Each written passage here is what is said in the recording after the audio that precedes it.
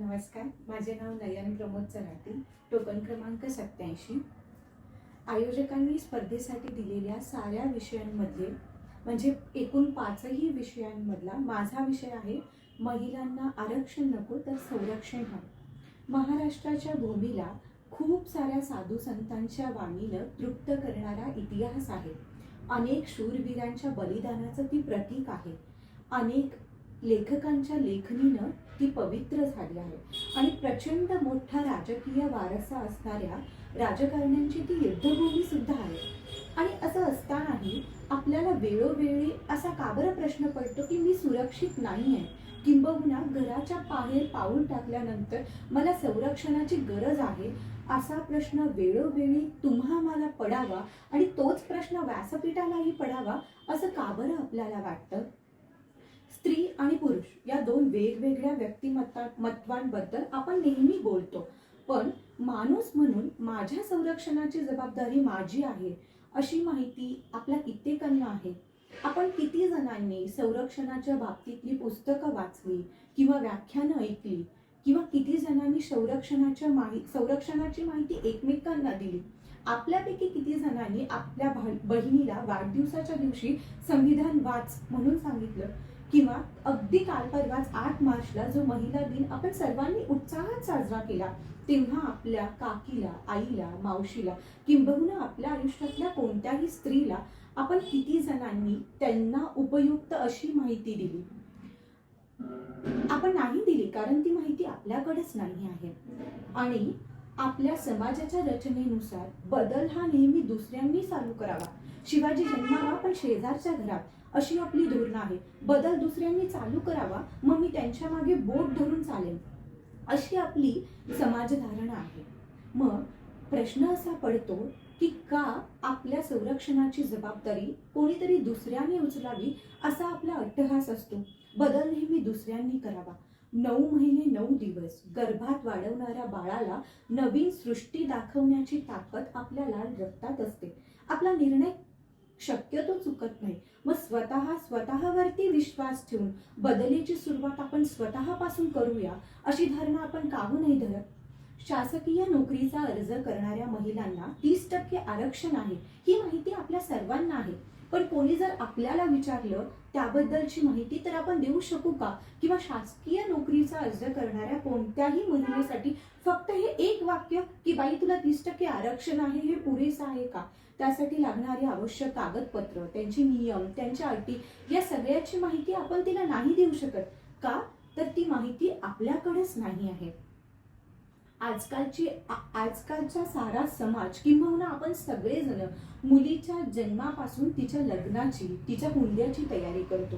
माझी कळकळीची विनंती आहे, जो पैसा तुम्ही तिच्या लग्नासाठी जोडता आहात, जो पैसा तुम्ही तिच्या हुंड्यासाठी देत आहात, तोच पैसा तिच्या शिक्षणावरती खर्च करा आणि तिला स्वतःच्या पायावरती उभं करा। आणि इतक्या ताकदीने उभं करा की सासरी सुद्धा ती स्वतःचं आर्थिक अर्थार्जन स्वतः करू शकेल। केंद्र सरकारसोबत राज्य सरकारने सुद्धा मुलींच्या उज्ज्वल भविष्यासाठी अनेक आर्थिक योजना सुरू केल्या। त्यामधलीच एक आहे विवाह अनुदान योजना, ज्याच्यामध्ये मुलीच्या लग्नासाठी 51,000 रुपयांचं अनुदान प्रत्येकाला दिलं जातं। ही माहिती तुमच्या माहितीतल्या, तुमच्या आजूबाजूतल्या किंबहुना मुलीचं लग्न या 2 शब्दांची धास्ती घेणाऱ्या प्रत्येक आईवडिलांना द्या। त्यांनी काय होईल? त्यांना समाधान वाटेल, त्यांना सुरक्षित वाटेल आणि मुलीचं लग्न या दोन गोष्टींमुळे तात्पुरता का असेना त्यांना आराम मिळेल। केंद्र सरकारने, महाराष्ट्र शासनाने अनेक आर्थिक उपाययोजना फक्त आणि फक्त महिलांसाठी काढल्या। त्यामध्ये महिला प्रतिबंधात्मक विभाग काढले, महिला सुरक्षा समिती उभारली, स्त्री भ्रूण हत्या विरोधात अनेक टोल फ्री हेल्पलाईन्स काढल्या।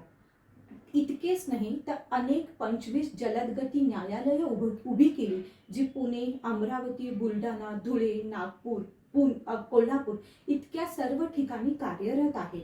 स्त्री भ्रूण हत्या प्रतिबंधात्मक हेल्पलाईन काढली, बसस्थानकावर मदत केंद्र उभी केली, महिलांच्या तक्रारीबाबत पोलिसांची संवेदनशीलता आहे।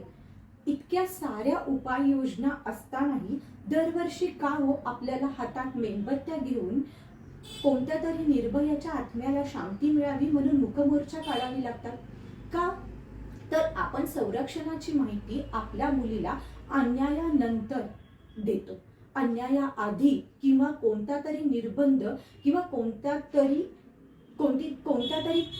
तरी कार्य होण्याआधी आपण तिला का नाही माहिती देत की या साऱ्या संरक्षणाच्या गोष्टी तुझ्याकडे आहेत. आपण जितके आपला समाज किंवा आपल्या आजूबाजूच्या गोष्टी जितक्या आवर्जून आपण तिला सांगतो, ज्या हक्कांची भाषा आपण तिला शिकवतो, आपण तिला हे का नाही सांगत की तुझं संरक्षण तुला स्वतःला करायचं आहे. तुझे बाबा, तुझा दादा तुझ्यापर्यंत पोहोचेपर्यंतचा जो टाइमलाईन आहे तेव्हा तरी तुझं रक्षण तुला स्वतःलाच करायचं आहे. जेव्हा आपली मुलगी आपल्याला प्रेमाने विचारते की कॉलेजमधल्या फंक्शनसाठी आई मी वन पीस घालू, तेव्हा आपण तिला सांगतो की शेजारच्या काकू काय म्हणतील तुझे कपडे पाहून. मग तीच मुलगी जेव्हा कॉलेजमध्ये पहिली येते तेव्हा शेजारच्या काकू करतात का हो तुमच्या मुलीचं अभिनंदन. कबड्डीचा खेळ शाळेमध्ये आपण सर्वांनी खेळला. प्रतिस्पर्ध्याकडे जाऊन परत येताना जी मधली लाईन असते त्याला स्पर्श करून अखंडपणे खेळ चालू ठेवण्याचा किंवा बाद न होण्याचा जो अखंड प्रयत्न आपण करत असतो तेव्हा 7 जण पाय ओढणारे सुद्धा असतात. मग कबड्डीचा खेळही आपल्याला आयुष्याचं गणित शिकवतो. तसं आयुष्याचं ध्येय गाठताना किंवा तुझ्या पावलांवरती चालताना तुझे पाय ओढणारे भरपूर जण असतील, त्यांच्याकडे तू लक्ष देऊ नको. हे आपण जितक्या आवर्जून तिला सांगितलं पाहिजे ते सांगितलंच पाहिजे. तिच्या संरक्षणासाठी कराटेचं प्रशिक्षण तिला दिलंच पाहिजे. तिला पोहायला शिकवलंच पाहिजे. तुझं रक्षण तुला स्वतःला करायचंच आहे हे आपण तिला बिंबवलं पाहिजे. जर कोणी तुझ्याकडे वाईट नजरेने पाहिलं तर तुझ्या दादाला आणि तुझ्या बाबांना फोन लावायला हात उचलू नको, तो हात समोरच्यावर उचल. कामाच्या ठिकाणी कोणी तुझ्यावरती जबरदस्ती केली, तुझ्याशी गैरवर्तन केलं तर राजीनाम्याचा अर्ज नाही तर तक्रारीचा अर्ज लिही. सासरच्यांनी तुला हुंड्यासाठी मानसिक छळ केला किंवा मारहाण केली तर त्या ओढणीने गळफास नको तर त्या बंद मुठीतली ताकद दाखव. सार्वजनिक ठिकाणी कोणी तुझ्याशी गैरवर्तन केलं तर पडक्या घराचा आधार घेऊन किंवा 4 चाकीचा आधार घेऊन त्यामागे लपून बसू नको तर शेजारच्या पोलीस चौकीत धाव घे. हे तिला आपण शिकवलंच पाहिजे. आत्महत्या का केली हे चिठ्ठीत लिहिण्यापेक्षा तुझ्या हक्कासाठी एक तक्रार कर. तू फक्त एक हाक दे. आम्ही सगळे तुझ्या पाठीशी आहोत हा विश्वास आपण तिला दिला पाहिजे.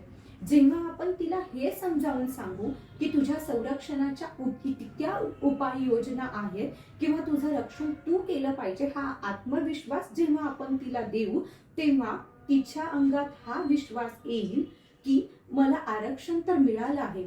त्या 50% एसटीतल्या सवलतीचा आधार घेऊन मी महाराष्ट्र सुरक्षिततेने फिरू शकते कारण माझ्याकडे आता आरक्षण आहे आणि संरक्षण कसं करायचं हे मला माहिती आहे.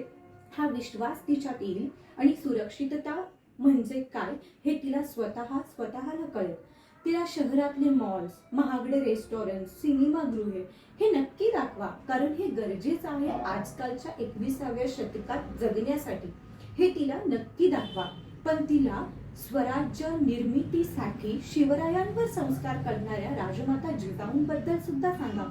मोगल मर्दिनी, स्वराज्य वर्धिनी महाराणी ताराराणींच्या यशोगाथा सुद्धा सांगा. आणि ज्या सावित्रीबाई फुलेंनी स्वतःवरती चिखल फेकून स्त्री शिक्षणाचा पाया रोवला त्या सावित्रीबाईंबद्दल सुद्धा आवर्जून सांगा. इतकं सगळं सांगत असताना स्वतःच्या संसाराकडे जर कोणी वाकडी नजर टाकली तर पदर खोचून कमरेवरती हात ठेवून स्वतःच्या संसारात त्या विठुरायाचा संसार पूर्ण करणाऱ्या त्या सामान्य महिलेबद्दल सुद्धा सांगा. तेव्हाच तिला वाटेल. वपू काळे त्यांच्या लेखणीमध्ये लिहितात की कबुतराला गरुडाचे पंख लावता येतीलही पण गगनभरारीचं वेड हे रक्तातच असावं लागतं कारण आकाशाची ओढ ही दत्तक घेता येत नाही. हे जेव्हा तिला तुम्ही पटवून सांगाल, जेव्हा तिला सांगाल की आपल्या आजूबाजूच्या स्त्रियांना आपण प्रेम, आदर आणि आपुलकी ही दिलीच पाहिजे. तुम्ही जाणाऱ्या ज्या किटी पार्टी, तुमच्या मासिक भिक्षा किंवा तुमच्या हळदी कुंकूचे कार्यक्रम इथं तुम्ही एकमेकांची उनीधुनी, एकमेकांचे व्हॉट्सअप स्टेटस सोडून जेव्हा संरक्षणाच्या बाबतीतल्या किंवा सुरक्षिततेच्या बाबतीतल्या चर्चा कराल तेव्हा तिलाही वाटेल की आजूबाजूच्या स्त्रिया आहेत त्यांच्या संरक्षणाची जबाबदारी ही 21व्या शतकातली सुशिक्षित स्त्री म्हणून हे माझं कर्तव्य आहे. त्यांना प्रेम, आदर, आपुलकी आपण दिलीच पाहिजे आणि एका स्त्रीनं दुसऱ्या स्त्रीचं रक्षण करणं हे माझं आद्य कर्तव्य आहे. हे जेव्हा तुम्ही आम्ही तिला समजावून सांगू तेव्हा ती नक्कीच प्रत्येक स्त्रीला ही मी आहे आणि या परिस्थितीत मी असते तर मी काय केलं असतं या उद्देशाने बघेल आणि त्याच उद्देशाने ती सुरक्षिततेला महत्त्व देईल.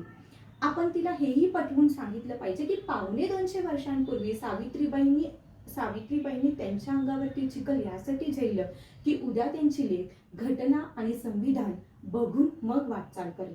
शेवटी इतकंच म्हणे, तू बुद्धी दे, तू तेज दे, नवचेतना विश्वास दे. तू बुद्धी दे, तू तेज दे, नवचेतना विश्वास दे. जे सत्य सुंदर सर्वदा त्यांचा आजन्म तू ध्यास दे. जे सत्य सुंदर सर्वदा त्यांचा आजन्म तू ध्यास दे. हरवले आभाळ ज्यांचे त्यांचे होतू सोबती. हरवले आभाळ ज्यांचे त्यांचा होतू सोबती. सापडे ना वाट ज्यांना त्यांचा होतू सारथी. ज्यांचे आभाळ हरवले आहे त्यांचे सोबती होऊया. ज्यांना वाट सापडत नाही आहे त्यांचे सारथी होऊया. आणि जे जे काही चांगलं शक्य आहे ते आपण सर्वांनी मिळून तिच्या सुरक्षिततेसाठी करूया. इतकीच प्रार्थना तुमच्यासमोर व्यक्त करते आणि थांबते. धन्यवाद.